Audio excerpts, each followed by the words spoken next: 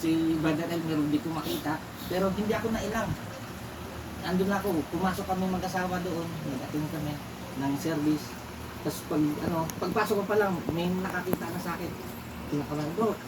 Paglabas ko, yun ang, kumbaga, yun pala yung pagmamahal sa kapwa niya.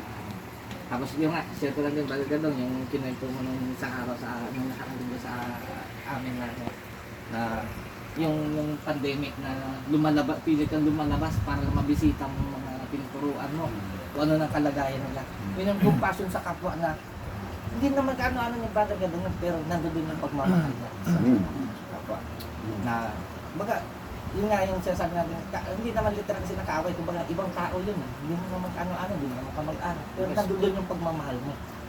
Na, tapos yung isa pa nga yung pag hindi na natin natin, nandun din yung pagmamahal sa kapwa.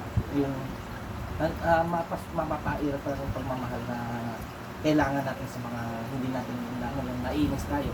Yung kwento nga lang din yung sa mga nababasa natin mga kwento sa Facebook na yung driver, taxi driver at isang kotse nagkagit-gitan,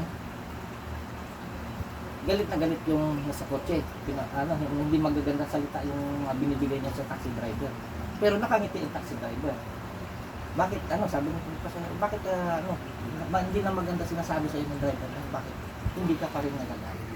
Kasi, blessed ako